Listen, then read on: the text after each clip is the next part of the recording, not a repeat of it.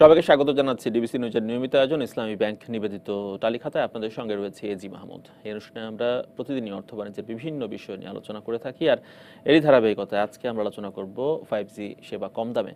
আর এ প্রসঙ্গে আলোচনা আমাদের সঙ্গে আজ যোগ দিয়েছেন তথ্য প্রযুক্তি বিশেষজ্ঞ সুমন আহমেদ সাব্বির। জনাব সুমন সাব্বির, আপনাকে স্বাগত জানাচ্ছি তালিকাতা অনুষ্ঠানে। জি, আলোচনার বিষয় হচ্ছে 5G সেবা কম দামে কিনা। সেই প্রসঙ্গে তো আসবই যে সেবার দাম কেমন হবে। তার আগে একটু জানতে চাই, 3G তো চালু হয়েছে, 4G চালু হয়েছে বাংলাদেশে, 5G আপনি বলছিলেন যে সাউথ কোরিয়াতে চালু হয়েছে আনুষ্ঠানিকভাবে, খুব রিসেন্টলি চালু হয়েছে, গত সপ্তাহে চালু হয়েছে। জি, 5G নেটওয়ার্ক, ইন্টারনেট বা 5G নেটওয়ার্কটা কেমন হবে সেই সম্পর্কে একটু ধারণা নিয়ে তারপর সেবার মান কেমন হবে, দাম কেমন হবে সেটিতে যেতে চাই।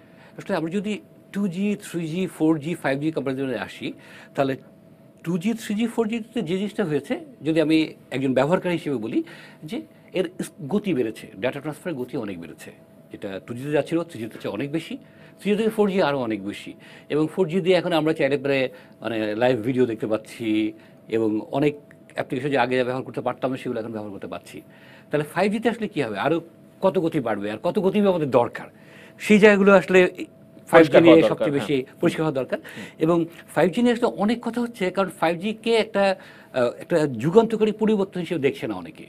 কারণ শুধুমাত্র 5G বলেই না, 5Gর সঙ্গে আরও কতগুলো প্রযুক্তিগত পরিবর্তন আসছে খুব দ্রুত, এবং যেটাকে খুব এফিসিয়েন্টলি চালাতে গেলে 5Gর মতো একটা নেটওয়ার্ক খুব প্রয়োজন। সেই জায়গাগুলো অনেক গুরুত্বপূর্ণ, যে কারণে 5G নিয়ে সবাই এত বেশি কথা বলছে। 5G নিয়ে অনেক দেশ খুব অধীর আগ্রহে অপেক্ষা করছে কবে আমরা তার 5G চালু করবো। আপনি যদি শুধু কম্পেয়ার করি যে আমরা 2G, 3G কত পাচ্ছি, আসলে আমরা 10 MB পেতে পারি, 15 MB পেতে পারি, 20 MB পেতে পারি ম্যাক্সিমাম। 5Gতে মিনিমাম আমরা বলছি 100 MB থেকে শুরু, এবং সেটা 10 গিগ পর্যন্ত একটা গ্রাহক পর্যায়ে দেওয়া সম্ভব। এবং 5Gতে যেটা করা হয়েছে যে অনেক যে ওয়্যারলেস স্পেকট্রামগুলো আছে সবগুলোই ব্যবহার করা হয়েছে। কাজেই একজন ব্যবহারকারী যদি একটা সেল সাইট থেকে অনেক দূরে থাকেন, তখন সে কম ব্যান্ডউইথ পাবেন, তার কথা কাজ করতে পারবেন। আবার যিনি খুব কাছে থাকবেন তিনি অনেক বেশি হাই স্পিডে 5G অ্যাক্সেস করতে পারবেন। এবং আমরা যে আজকাল ওয়্যার্ড ব্রডব্যান্ডের যে স্পিডের কথা বলছি, 5Gতে অলমোস্ট সেই স্পিড তার চেয়ে সেই একই রকম স্পিড আসলে আপনি 5Gতেও অ্যাচিভ করতে পারবেন বাসায়।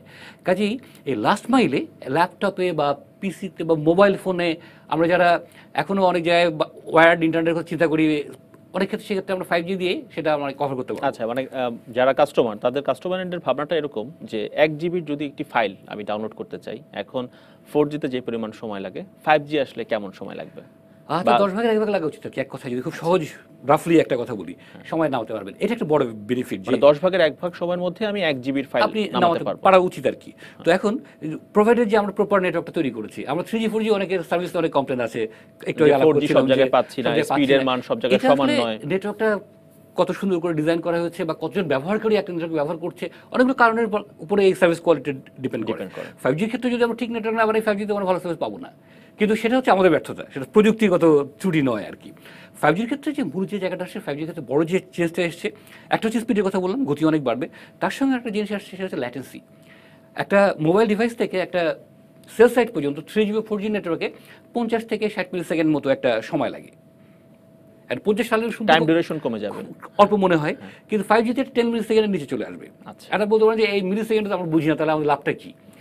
যে পরিবর্তনের কথা বলছিলাম, এখন যে পরিবর্তন আসছে, এখন কিন্তু আমরা মানুষ কম্পিউটারের সঙ্গে কথা বলি, কিন্তু এই আইওটি এবং মেশিন লার্নিং, আর্টিফিশিয়াল ইন্টেলিজেন্স, এইসব প্রযুক্তিগত পরিবর্তনের সঙ্গে সঙ্গে এখন কিন্তু মেশিন টু মেশিন অনেক কথা বলে এবং আরও বলবে।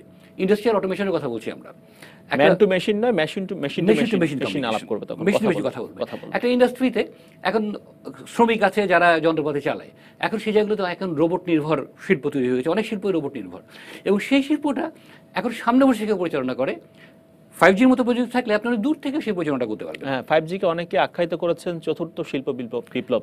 কোনো সন্দেহ নেই, চতুর্থ শিল্প বিপ্লবের একটা উপাদান হচ্ছে 5G।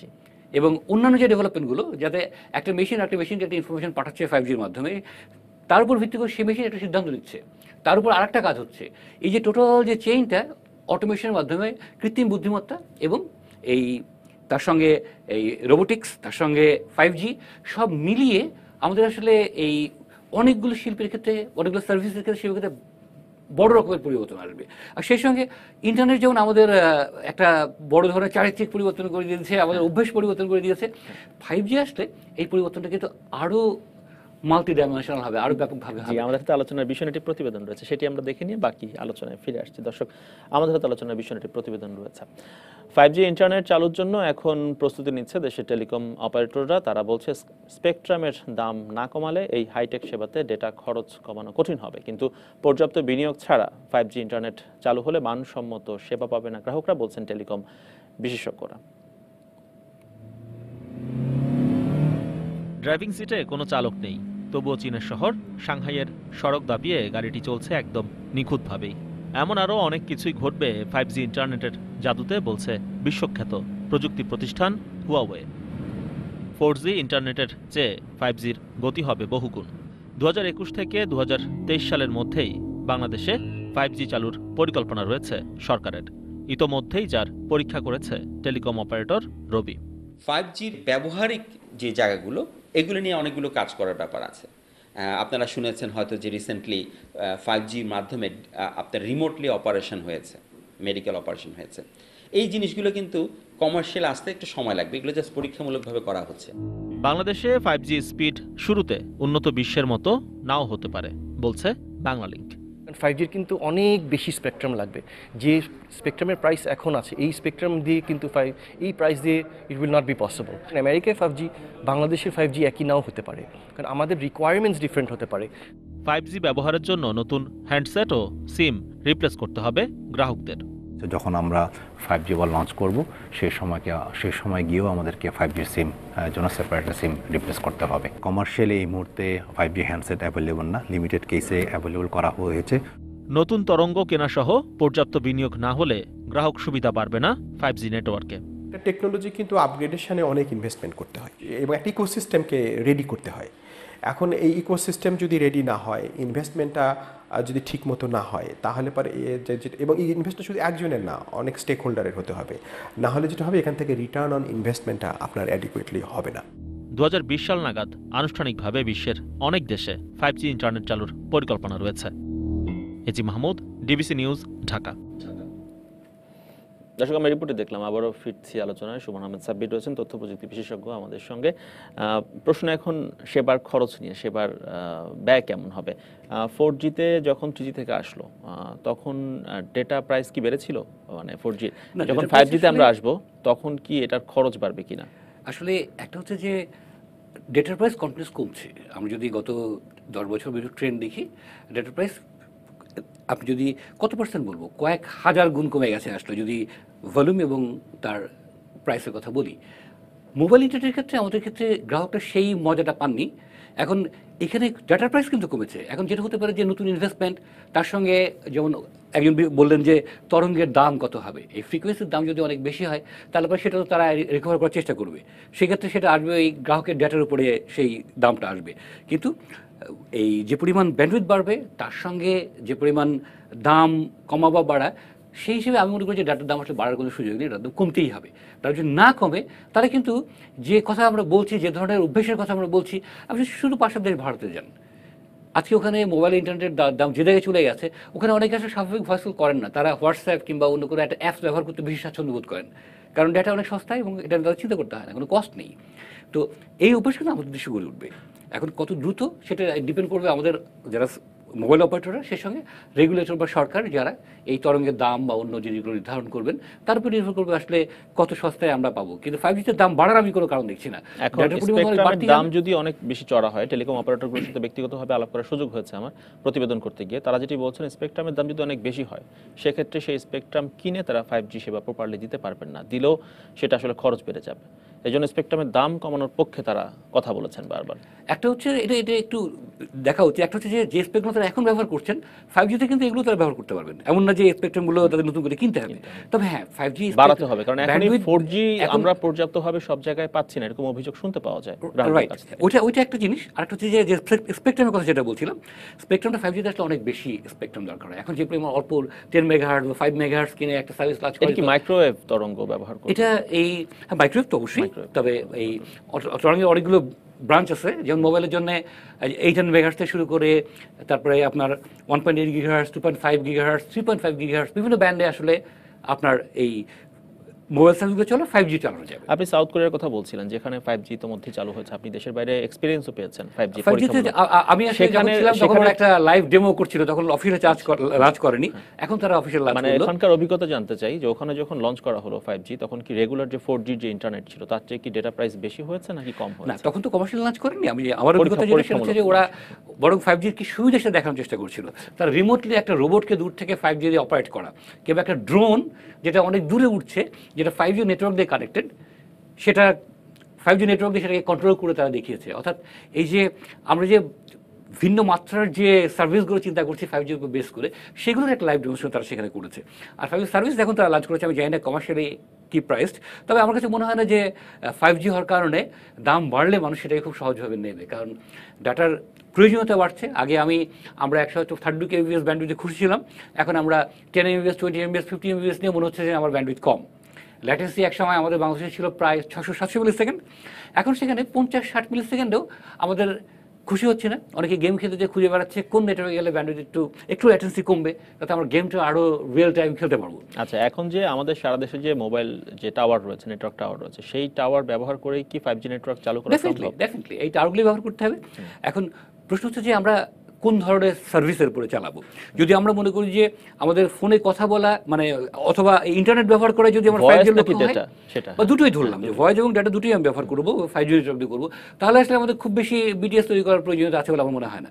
কিন্তু যদি আমরা মনে করি যে না, আমরা ওই আরও যে নতুন ধরনের অটোমেশন, যদি আমরা সেই লেভেলের অটোমেশনে যাই, আমার কাছে মনে হয় না যে খুব 2 বা 3 বছর হয়তো আমরা তেমন লেভেলে কোথাও যাচ্ছি। কিন্তু এখনকার যে আমাদের যে নেটওয়ার্ক টাওয়ারগুলো, সেগুলো দিয়ে তো আমরা 4G নেটওয়ার্কটাই ঠিকমতো দিতে পারছি না, এরকম অভিযোগ শুনতে পাওয়া যায় গ্রাহকদের কাছ থেকে। 3Gর ক্ষেত্রে এরকম অভিযোগ রয়েছে, বাংলাদেশের সব এলাকা যদি বিবেচনায় নেই, সেক্ষেত্রে 5G কি এই টাওয়ার দিয়ে সম্ভব করা? আসলে এই টাওয়ারের সবগুলো যদি 4G চালানো হতো তাহলে হয়তো 4G চেহারা এরকম হতো না।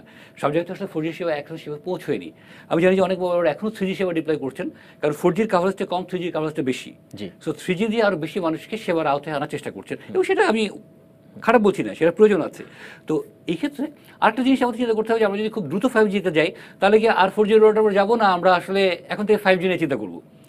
তো এই জিনিসগুলো আসলে এক বিজনেস এবং টেকনিক্যাল ডিসিশন একসঙ্গে, ইনভেস্টমেন্টের ব্যাপারে প্রশ্ন সেটি হচ্ছে, যদি 5G আমরা চালু করি, সেক্ষেত্রে 4G চালু রাখার কি আদৌ দরকার রয়েছে কিনা, সেই প্রশ্নের উত্তর জানবো। কিন্তু বিরতির সময় হয়ে গেছে, বিরতির পর ফিরে এসে বাকি আলাপগুলো করতে চাই আপনার সঙ্গে। দর্শক, বিরতির পর ফিরে আসছি তালিখাতায়, সঙ্গে থাকুন। দর্শক, আপনারা দেখছেন ইসলামী ব্যাংক নিবেদিত তালিখাতা। আমরা আলোচনা করছিলাম 5G সেবার দাম কেমন হবে সেই বিষয় নিয়ে আলোচনা করছিলাম। সুমন সাব্বির রয়েছে আমাদের সঙ্গে, তথ্য প্রযুক্তি খাতের বিশেষজ্ঞ। সুমন সাব্বির, যে প্রশ্ন রেখে গিয়েছিলাম মূলত সেটি হচ্ছে যে যখন 5G আমাদের এখানে পুরোপুরি লঞ্চ হবে বাংলাদেশে, বা সেটি তখন আমাদের তো অন্যান্য তরঙ্গ রয়েছে, যেমন 2G 3G 4G, তখন সেগুলো চালু রাখার তো খরচ রয়েছে, সেগুলো কি তখন আমরা বন্ধ করে দিব? এখানে বিষয়টা হচ্ছে যে 5G চালু করলেই আমরা সবাই 5G ব্যবহার করতে পারবো না, তার জন্য আমরা নতুন একটা ফোন সেট কিনতে হবে। তো সবার হাতে 5G ফোন সেট যাওয়ার আগে আপনি যদি 3G 4G বা 2G বন্ধ করে দেন, না পুরোদমে চালুর পর আর কি জানতে চাচ্ছেন? পুরোদমে চালুর পরে আসলে সত্যি কথা কোনো প্রয়োজন নেই। এবং 5G কিন্তু আসলে 2G 3G 4G স্পেকট্রামগুলো ব্যবহার করার প্ল্যানও রয়েছে, যাতে এটা যখন ডিসকানেক্ট হবে 5G আবার এই ফ্রিকোয়েন্সিতে আবার রিউজ করে আমরা চালাতে পারবো। যেমন এখানে উদাহরণস্বরূপ বলতে পারি, আলাদা আলাদা ফ্রিকোয়েন্সি চালু রাখার জন্য টেলিকম অপারেটরগুলোর কি বাড়তি খরচ করতে হয় কিনা, যে 2G frequency 3G frequency? 5Gর beauty হচ্ছে, 5Gতে সুবিধা হচ্ছে 5G আসলে সবগুলো স্পেকট্রামের জন্যই আসলে যন্ত্র তৈরি, এবং এটা একটা ওয়াইড রেঞ্জের উপরে কাজ করে, একদম 800 মেগাহার্টজ থেকে শুরু করে 3.5 গিগাহার্টজ বা ইভেন আরও হায়ার ফ্রিকোয়েন্সিও সে ব্যবহার করতে পারে। এখন যত ফ্রিকোয়েন্সি ব্যবহার করবেন তত বেশি ট্রান্সপন্ডার, তত বেশি খরচ, কোনো সন্দেহ নেই। কিন্তু একটা ব্যাকওয়ার্ড কম্পাটিবিলিটি আপনাকে রাখতে হবে, নাহলে তো আপনি একদিনে ফেরত দিতে পারবেন না। কাজেই একটা সার্টেন সময় 5G চালু হওয়ার পরও একটা 2 থেকে 3 বছর আমাকে 2G 3G 4G চালু রাখতে হবে। কারণ যে সেটটা আমি আজকে একটা বড় অঙ্কের টাকা ব্যয় করে কিনেছি, সেটা একটা 3 বছর ব্যবহার না করলে তো আমার গ্রাহকের জন্য একটা ক্ষতির বিষয়। যেমন 2G, আমাদের দেশে এখনও কিন্তু 2G অনেক সেট ব্যবহার করা হয়, কিন্তু যারা উন্নত দেশে যারা আসলে আমাদের মতো এতদিন রিউজ করে না ফোন, সিঙ্গাপুরে আপনি এখন 2G পাবেন না, তারা কিন্তু 2G বন্ধ করে দিয়েছে। সিঙ্গাপুরে 2G বন্ধ, আমি প্রায় 1 বছর আগে দেখেছি তাদের 2G নেটওয়ার্ক, মানে সেখানে বেসিক ফোন কাজ করবে না, না কাজ করবে না। সেখানে আপনাকে অবশ্যই 3G বা 4G স্মার্টফোন ব্যবহার করতে হবে, কাজ করতে পারবেন না। তো একই রকমভাবে আমাদের দেশেও 2G হয়তো 2G যখন আমরা বন্ধ করে দিব, তখন টেলিকম অপারেটরদের খরচ কমে যাবে না এই ক্ষেত্রে? আর খরচ বলতে যে 2Gর জন্য যে পাওয়ার বা যে যন্ত্রপাতি ব্যয় হচ্ছে সেই খরচটুকু কমবে। কমে যাবে। আবার আসলে খরচ মানে কমবে না এই backend কারণে, তাহলে খরচ খরচ এই কমে কারণে ওই যাচ্ছে। ফিগার ব্যবহার করে তারা আবার 5G সেবা আবার 5G চালু করার সেবাটা চেষ্টা চালু করার করবে। চেষ্টা করবে। কাজেই খরচ কমবে বাড়বে এই সহজ হিসাব সরলীকরণ হিসাব করার সুযোগ নেই। নতুন প্রযুক্তি আনা মানে নতুন ইনভেস্টমেন্ট, নতুন খরচ, নতুন সার্ভিস, আবার সেই সঙ্গে নতুন অনেক ধরনের ব্যবসার অপরচুনিটি বটে। কাজেই আপনি যদি মনে করেন আমরা 5G আমাদের দরকার নেই, ব্যবহার করবো না, তাহলে বোধহয় আমরা একটা ভুল করবো। 5G এর মধ্যে যেতে হবে এবং সেটাকে কিভাবে গ্রাহকরা ভালো সেবা পান, আবার এই সেবা দিতে যেটুকু আর দরকার, ইনকাম দরকার, সেটা যারা অপারেট করতে পারেন তাদের উপর সেরকম ট্যাক্সের বোঝা হয়ে অত না চাপিয়ে স্পেকট্রামের দাম কমানোর পক্ষে কথা বলছেন আপনি। স্পেকট্রামের দাম কমানো হোক অথবা স্পেকট্রাম আরও অন্য কোনোভাবে যদি ফিউল থেকে দাম কমাতেই হবে, কারণ একটা দিয়ে না কমালে, কারণ এত বেশি স্পেকট্রাম দরকার না কমালে এত চড়া দাম দিয়ে আমি স্পেকট্রাম কিনে কি করে আমি গ্রাহককে কারণ এখন যে সার্ভিস ধরেন দেব? 3G তে 4G তে 10 মেগাহার্টজ ব্যান্ডের একটা স্পেকট্রামের উপর সার্ভিস দিচ্ছেন, যখন 5G তে চিন্তা করি তখন আসলে এটা একেবারে ইনএডিকুয়েট। অনেক বড় স্পেকট্রাম তাদের দরকার হবে যদি তারা ভালো 5G প্রপার সার্ভিস দিতে চান। তো সেক্ষেত্রে আমার মনে হয় সরকারকে ভাবতে হবে যে আসলে কীভাবে সেটা অ্যাকোমোডেট করবেন মোবাইল অপারেটর, তারা কতটুকু প্রফিট করবেন এখান থেকে স্পেকট্রামের উপরে, আর কতটুকু আসলে গ্রাহক পর্যায়ে দেবেন, কতটুকু অপারেটর পর্যায়ে সেবাটা দেবেন। আবার অনেক ক্ষেত্রে আমরা এটাও দেখি যে আবার বেশি ফ্রি দিয়ে দিলে অপারেটর দেখা যায় যে সেখান থেকে অনেক বেশি প্রফিট মার্জিন করছেন কিন্তু গ্রাহকদের সে সেবা দিচ্ছেন। তো এই জায়গায় একটা ট্রান্সপারেন্সি দরকার, একটা নিয়ন্ত্রণ দরকার। আবার জোর করে অনেক টাকা আদায় করলে ভালো সার্ভিস আমরা পাবো না। সবগুলো বিবেচনা করেই আসলে একটা কাঠামো তৈরি করতে হবে। এবং আরেকটি বিষয় সেটা হচ্ছে 5Gর জন্য নতুন হ্যান্ডসেট লাগবে আপনি বলছিলেন। এখন এই হ্যান্ডসেটগুলোর দাম কি অনেক বেশি হবে? আমরা যারা 4G বা 3G হ্যান্ডসেট ইউজ করি তার তুলনায় কি 5G প্রযুক্তির হ্যান্ডসেটের দাম অনেক বেশি হবে কিনা? এখন এই ব্যাপারটা তো পুরোপুরি বিজনেস ড্রিভেন। এখন যদি বেশি দাম করে মানুষ যদি না কিনে তখন দাম কমবে, আবার যদি অনেক বেশি বিক্রি হয় তখন আবার দাম কমবে। খুব অল্প সেট যখন বিক্রি হয় তখন আসলে প্রোডাকশন কস্ট বেশি থাকে, কাজে দাম বেশি থাকে। একসময় 3G 4G সেটার দাম অনেক বেশি ছিল, এখন খুব সস্তায় পাচ্ছেন।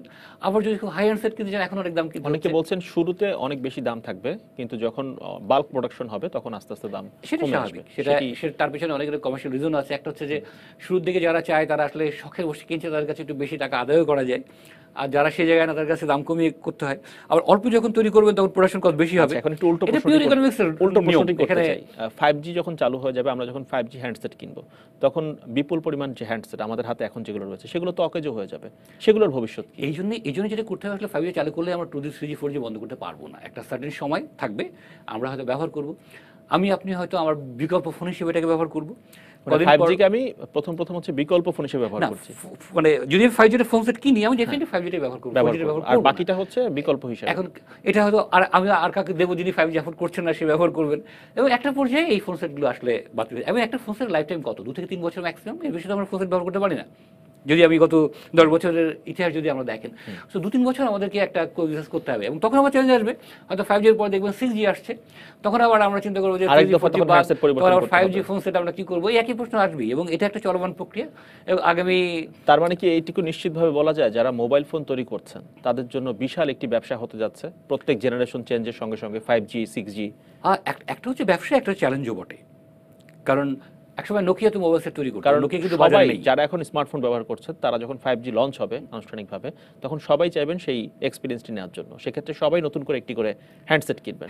তার মানে মোবাইল নির্মাতা যে প্রতিষ্ঠান তাদের জন্য হিউজ ব্যবসা করার কোনো সন্দেহ নেই, কিন্তু সেই প্রতিষ্ঠানে এটাও ভাবতে হবে যে শুধু এই 5G টেকনোলজি চেঞ্জ হলে তাদের ব্যবসা বাড়বে তা নয়, এর সঙ্গে আরও অনেক ধরনের সুযোগ সুবিধা, নতুন ধরনের ব্যবসা, সেই জিনিসগুলো যাতে মোবাইল ফোন থেকে আমরা করতে পারি সেই চিন্তাটা আমাদের রাখতে হবে। যেমন আছে আপনি ল্যাপটপ নিয়ে বসে আছেন, হয়তো এই 5G চালু হলে আপনি ল্যাপটপটা নিয়ে ওখানে একটা ফোন সেট নিয়ে আপনি বসতেন, যে আপনি সব কাজগুলো আপনি ওখান থেকে করতে পারতেন। সেক্ষেত্রে তো এই যে পরিবর্তনগুলো আসছে সেই জিনিসগুলোকে যে কোম্পানিগুলো অ্যাডপ্ট করতে পারবে, এই কোন সার্ভিসগুলো মানুষ পছন্দ করবে সেগুলো নিয়ে এগিয়ে আসতে হবে, তারা এগিয়ে যাবে। যেমন এই কথা বলছিলাম যে নোকিয়া একটা ভুল ডিসিশনের কারণে যাদের মার্কেট শেয়ার 80% উপরে ছিল তারা কিন্তু আজ মার্কেট 10% শেয়ার আছে কিনা সন্দেহ, আরও কম হয়তো বা। তারা অ্যান্ড্রয়েডকে অ্যাডপ্ট করতে পারে, তারা এখন অ্যান্ড্রয়েডকে অ্যাডপ্ট করছে। তো এই যে কিন্তু এখন তারা মার্কেট পাচ্ছে না, এই সময় উপযোগী সিদ্ধান্ত নেওয়াটা ভীষণ গুরুত্বপূর্ণ। কাজে কে ব্যবসা করবে কে ভালো করবে বলা খুব মুশকিল।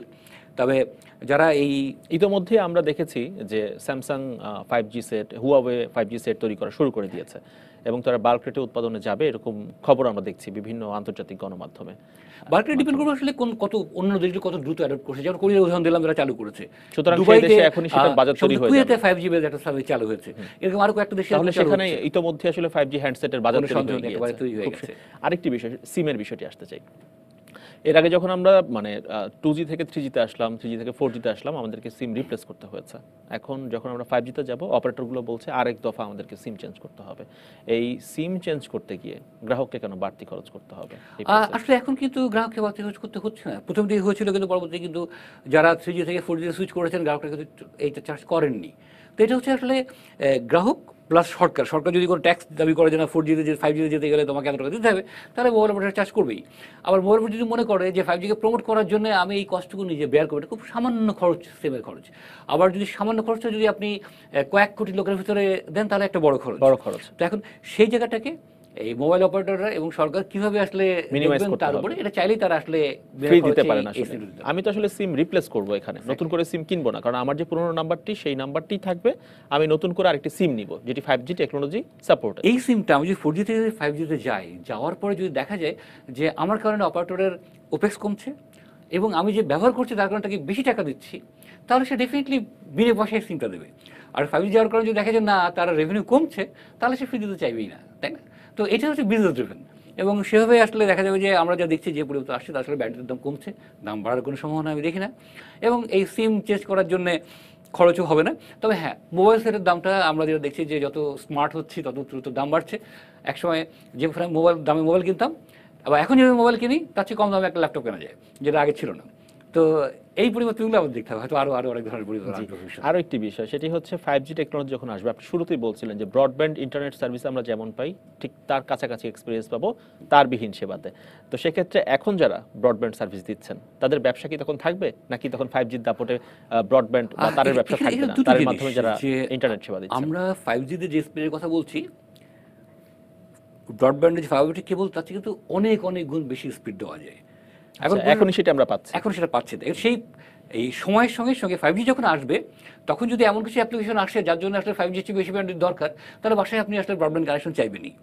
আর দ্বিতীয়ত, লাস্ট মাইলে একদম ঘরে যে এখনও কিন্তু আপনি আসলে তার ইউজ করেন না, একটা ওয়াইফাই ইউজ করে তার দিয়ে আমি ঘরের একটা প্রান্তে সেখান থেকে এসে রাউটারের মাধ্যমে রাইট ব্যবহার করছি। 5G আসলে হয়তো অনেক ক্ষেত্রে এই ফাইবারের বদলে আপনি একটা 5G একটা মডেম বা ডিভাইস বসে আপনি এই কাজটা করতে পারবেন অনেক ক্ষেত্রে। তবে সেটা ডিপেন্ড করে কমার্শিয়ালি আসলে সেটা কত দামে আসছে, আর একটা ব্রডব্যান্ড কানেকশন কত দামে আসছে। এই অনেকগুলো চ্যালেঞ্জ আছে। আর একটা হচ্ছে যে, কিন্তু যদি 5Gর জন্য যে আমরা যে সেল সাইটগুলো বলছি, এগুলো কিন্তু আসলে সবগুলো ফাইবারে কানেক্ট করতে হবে। আগে যেগুলো এখন অনেকটা মাইক্রোওয়েভে চলছে, মানে বিষয়টা একদম রাউটারের মতোই, তখন একটি স্পেসে আপনি তখন তার দিয়ে, কিন্তু রাউটারের Exactly. সেই রাউটারের কার্যক্ষমতা অনেক বেশি হবে। আমরা যেমন ঘরে একটি রাউটার ব্যবহার করি, বাড়িতে একটি রাউটার ব্যবহার করি, তখন হচ্ছে আপনার সেই router 3 kilometre 4 kilometre 10 kilometre area coverage করবে। বিষয়টি কি এরকম কিনা? 5Gতেও কিন্তু একটা 3 কিলোমিটার 10 কিলোমিটার সুযোগ আসলে নেই। 5G যদি আপনি খুব হাই স্পিড, যদি বলেন যে আপনি গিগাবিট স্পিডে যেতে চান, তাহলে কিন্তু আসলে ডিস্টেন্সটা কিন্তু সেল সাইড থেকে আপনার ডিস্টেন্সটা 100, 200, 300 মিটারের বেশি গেলে আপনি আর পারবেন না। ও আচ্ছা, 100 মিটারের বেশি গেলে আমি আর ওই 5G গিগাবিট স্পিড পাবেন না। স্পিড পাবো না। আবার যদি 3 কিলোমিটার দূরে থাকে তাহলে আপনি 100 এমএস স্পিড পাবেন। আর যদি মনে করেন 100 এমএস আপনার মানে জন্য আমি enough, ওই রাউটারের যত কাছাকাছি থাকবো তত Exactly. বেশি স্পিডে ব্যবহার করতে পারবো। সো এই জায়গাটাতে আমি বরং দেখি, আগে যেটা বলতাম যে একসময় প্রথমে যখন 2G আসে তখন আমরা চিন্তা করেছিলাম যে আমাদের ব্রডব্যান্ড সেবার কী হবে। আসলে দুটো আসলে হাত ধরাধরি করে চলবে এবং একটাকে কমপ্লিমেন্ট করবে। 5G আসুক আর অন্য যে টেকনোলজি আসুক কেন, ব্রডব্যান্ড সেবাকে আসলে সরাসরি রিপ্লেস করার মতো ওই ঘটনা ঘটবে না। কারোর জন্য ব্রডব্যান্ডই উপযুক্ত হবে। অনেকে হয়তো এখন ব্রডব্যান্ড ছাড়া বিকল্পই পাচ্ছেন না। ইভেন আপনি যদি 4G যদি ব্যবহার করেন, কমার্শিয়াল দিক দিয়ে বাদ দেন, তাহলে 4G তে কিন্তু আপনি সাধারণ কাজগুলো কিন্তু চালিয়ে নিতে পারেন। তার জন্য কিন্তু আপনার ব্রডব্যান্ড দরকার নেই, কিন্তু আপনি ব্রডব্যান্ড নিচ্ছেন কমার্শিয়াল বিবেচনায়, যে অনেক কম খরচ, এখানে পার বিট গুনছে না। তো 5Gর ক্ষেত্রেও সেরকম একটা চ্যালেঞ্জ থেকে যাবে। তার মানে চ্যালেঞ্জটা হচ্ছে 5Gর খরচ এবং হচ্ছে ব্রডব্যান্ডের খরচ। তখন হচ্ছে এই বিষয়টি আসলে চিন্তা ভাবনা করে গুরুত্বপূর্ণ হবে, কে খরচ কমাতে পারবে, তার উপর কে কত সিমলেস সার্ভিস দিতে পারছে, তার উপর ভিত্তি করে আসলে ব্যবসা হবে আসলে সামনে। ব্যবসা হবে এবং গ্রাহক চিন্তা করবে আমি কোনটা নেব। হ্যাঁ, 5G নেব নাকি ব্রডব্যান্ড নেব তখন। জি, আমাদের আরো একটি বিরতির সময় হয়ে গেছে। বিরতির পর ফিরে এসে বাকি আলাপটি করতে চাই। দর্শক, ফিরে আসছি তালিকাতে, বিরতির পর সঙ্গে থাকুন। দর্শক, আপনারা দেখছেন ইসলামী ব্যাংক নিবেদিত তালিকাতে। আমরা আলোচনা করছিলাম 5G প্রযুক্তির সেবা কেমন হবে, সেটার দাম কেমন হবে, সেই বিষয় নিয়ে। আমাদের সঙ্গে রয়েছেন সুমন আহমেদ সাব্বির, তথ্য প্রযুক্তি বিশেষজ্ঞ। আমরা নিশ্চয়ই তালিকাতার মূল আলোচনায় ফিরবো, কিন্তু তার আগে এই মুহূর্তে পুঁজিবাজারের খবরাখবর একটু জানিয়ে দিতে চাই। আজকে সপ্তাহের দ্বিতীয় কার্যদিবস সোমবার দেখতে পাচ্ছি DSE-X যেটি প্রধান সূচক, সেখানে দেখতে পাচ্ছি এখনো পর্যন্ত 47 পয়েন্টের মতো আজকে কমেছে বাজার। এই মুহূর্তে DSE-X অবস্থান করছে 5300 86 পয়েন্ট এই মুহূর্তে, এবং ডিএসসি এসজিটি শেয়ার সূচক সেখানেও 14 পয়েন্টের মতো কমেছে, অবস্থান করছে এই মুহূর্তে 1244 পয়েন্টে। ডিএসসি 30 যেটি বাছাই সূচক সেখানেও 14 পয়েন্টের মতো কমেছে, অবস্থান করছে 1928 পয়েন্টে। সব মিলিয়ে বাজারের অবস্থা খুব ভালো না, নেতিবাচকই বলবো এই মুহূর্তে। গতকালকের তুলনায় অনেক বেশি পয়েন্ট কমেছে এখনও পর্যন্ত বাজারের, এবং 2 ঘন্টারও বেশি সময় ধরে ঢাকার পুঁজিবাজারে লেনদেন চলছে। লেনদেন হচ্ছে 260 কোটি টাকার শেয়ার এবং মিউচুয়াল ফান্ড, এবং হাতবদল হওয়া শেয়ারগুলোর মধ্যে অধিকাংশ দর কমেছে। যেহেতু সূচক কমেছে, দর কমারই কথা। 257টি প্রতিষ্ঠানের শেয়ার ও মিউচুয়াল ফান্ডের দর কমেছে এখনও পর্যন্ত ঢাকার পুঁজিবাজারে। বেড়েছে 41টির, অপরিবর্তিত রয়েছে 40টি প্রতিষ্ঠানের শেয়ার এবং মিউচুয়াল ফান্ডের দর। টপ 20 তালিকা এক নজর দেখে নিচ্ছি। ব্যাডবিসি রয়েছে তালিকার প্রথম অবস্থানে, সেটি লেনদেন হচ্ছে 1642 টাকা 10 পয়সায়। জিপি টেলিকম খাতের প্রতিষ্ঠান, সেটি লেনদেন হচ্ছে 367 টাকা 80 পয়সায়। এটি কিছুদিন আগেও 400 টাকার কাছাকাছি ছিল, বেশ দর কমেছে। তারপর দেখতে পাচ্ছি ইস্টার্ন কেবলস, সেটি লেনদেন হচ্ছে 348 টাকা 80 পয়সায় ঠিক এই মুহূর্তে ঢাকার পুঁজিবাজারে। এরপর দেখতে পাচ্ছি ডিবিএইচ 137 টাকার হাতবদল হচ্ছে। ডাচ বাংলা ব্যাংক, গতকালকে ব্যাংকিং খাতের প্রতিষ্ঠান এই মুহূর্তে দেখতে পাইনি, আজকে দেখতে পাচ্ছি পঞ্চম অবস্থানে রয়েছে, 89 টাকা 40 পয়সা লেনদেন হচ্ছে। ফরচুন, সেটি লেনদেন হচ্ছে 35 টাকা 90 পয়সায়। ডাচ বাংলা ব্যাংক কিছুদিন আগেও 80 টাকার কাছাকাছি ছিল, আজকে 90 টাকার কাছাকাছি। ইউনাইটেড পাওয়ার জেনারেশন ডিস্ট্রিবিউশন কোম্পানি লিমিটেড, গতকালকে ঠিক এই সময়ে প্রথম অবস্থানে ছিল, আজকে সপ্তম অবস্থানে, 376 টাকা 50 পয়সা লেনদেন হচ্ছে। মুন্নু সিরামিক অষ্টম অবস্থানে রয়েছে ঢাকার পুঁজিবাজার। স্কয়ার ফার্মা 262 টাকা 40 পয়সা লেনদেন হচ্ছে।